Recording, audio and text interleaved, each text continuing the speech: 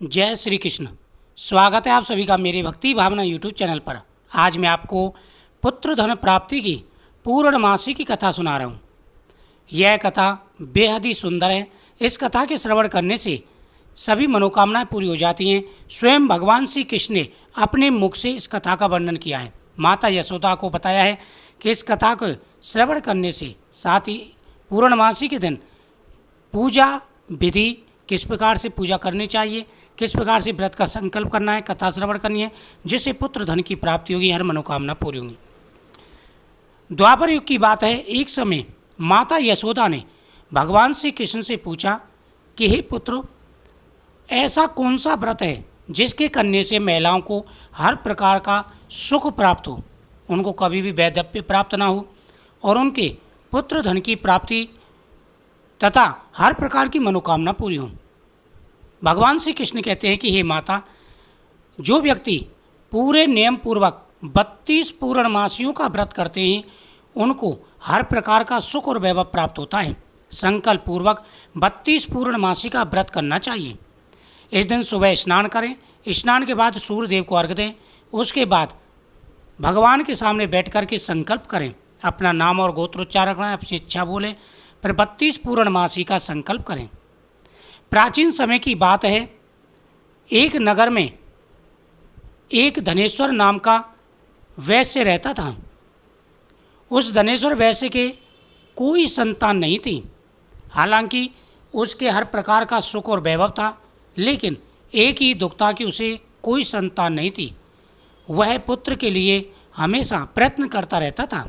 धन उसके पास भरपूर था। एक बार उस नगर में एक महात्मा आए। वह महात्मा सभी घरों से भिक्षा लेकर के गंगा के किनारे बैठ कर के पका कर खाते थे। उनका नियम था कि वह 5 घरों से भिक्षा लेते थे। एक बार वह भिक्षा ले रहे थे, धनेश्वर अपने दरवाजे पर खड़ा था। उसने धनेश्वर के घर को छोड़ करके बाकी सभी घरों से भिक्षा ले ली। धनेश्वर को बड़ा अचंभा हुआ। उसने कई दिन इसी प्रकार से देखा कि वह धनेश्वर के घर को छोड़ देते थे, सभी के घर से भिक्षा लेकर के और गंगा किनारे बैठ कर के खाते थे।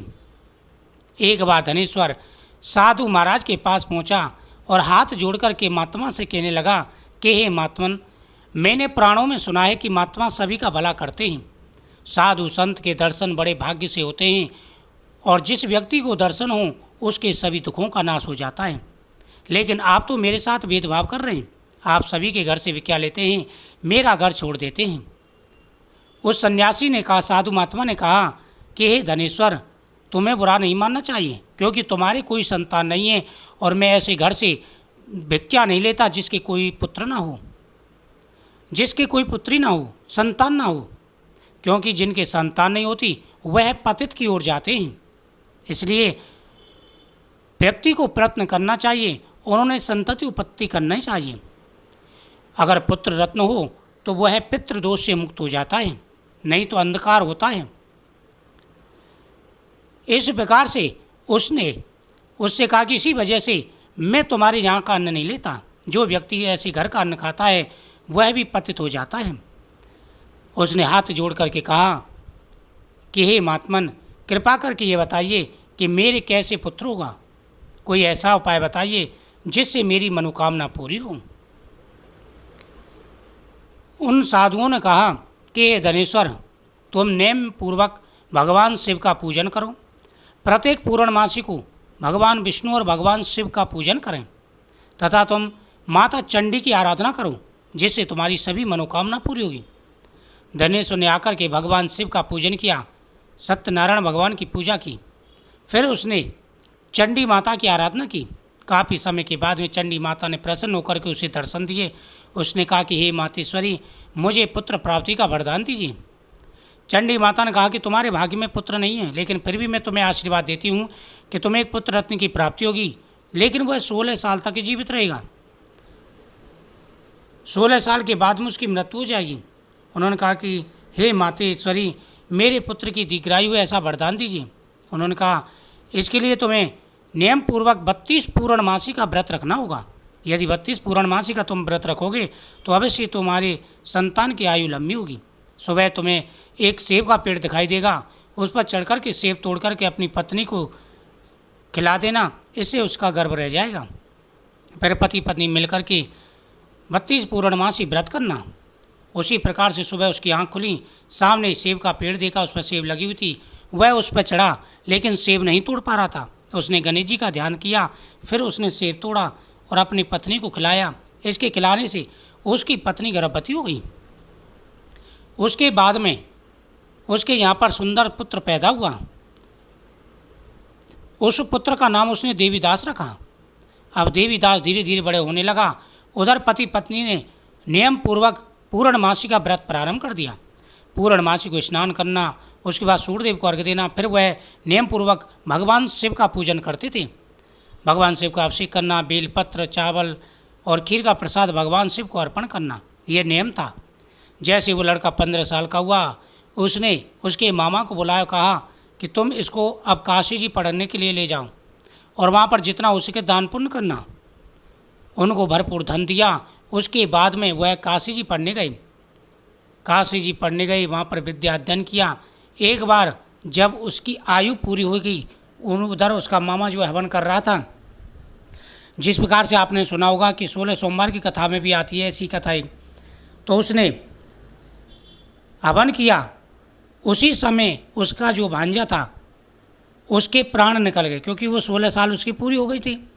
तो वह हवन पूरा करने के बाद में फिर रोने लगा। फिर भगवान शिव ने 32 पूर्णमासी के प्रभाव से, क्योंकि काशी नगरी थी और काशी में पूर्णमासी का व्रत अवश्य रखा जाता है, सत्यनारायण भगवान की बहुत ज़्यादा कथा होती है काशी में, तो भगवान शिव ने फिर उसकी आयु लंबी की। उसके बाद वह घर आया। घर आकर के पिता को विश्वास नहीं हुआ, लेकिन जब उसने अपनी आँखों से देखा तो उसे विश्वास हो गया।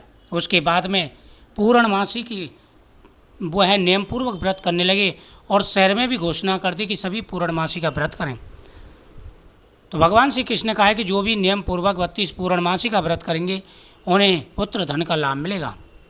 जिनके संतान होकर के मर जाती हो या संतान ना हो रही हो या जिनका व्यापार अच्छा न चल रहा हो, घर में कोई ना कोई कलेशबाजी लगी रहती है, उनको नियम पूर्वक पूर्णमासी का व्रत प्रारंभ कर देना चाहिए। जो व्यक्ति नियम पूर्वक पूर्णमासी का व्रत करते हैं उन्हें पुत्र का, धन का, हर प्रकार का सुख वैभव प्राप्त होता है। उनके जीवन में आ रही सारी समस्याएं दूर हो जाती हैं। व्यक्ति को सामर्थ्य के अनुसार इस दिन दान पुण्य करना चाहिए। इस दिन भगवान सत्यनारायण की पूजा करें संकल्प पूर्वक तथा भगवान शिव का अभिषेक करें। जो व्यक्ति नियम पूर्वक भगवान शिव का अभिषेक करते हैं उनके जीवन में आ रहे सारे दुख और परेशानियां दूर हो जाती हैं। उनको सभी प्रकार का सुख और वैभव प्राप्त होता है। दोस्तों, मुझे उम्मीद है आपको ये कथा बहुत ही अच्छी लगी होगी, तो इस कथा का श्रवण जरूर करें। साथ ही भगवान शिव का अभिषेक करें, भगवान सत्यनारायण की पूजा करें, पीपल वृक्ष के नीचे दीपक जला परिक्रमा करें, पितरों के नाम से दान पुण्य करें। आपकी हर मनोकामना पूरी होगी और शीघ्र ही आपको पुत्र धन का लाभ मिलेगा। वीडियो को शेयर करें, चैनल को सब्सक्राइब करें, कमेंट में ओम नमः शिवाय, ओम नमो भगवते वासुदेवाय नमः जरूर लिखें। भगवान शिव की कृपा से आपकी हर मनोकामना पूरी होगी, आपके हर संकट दूर होंगे। ओम नमः शिवाय।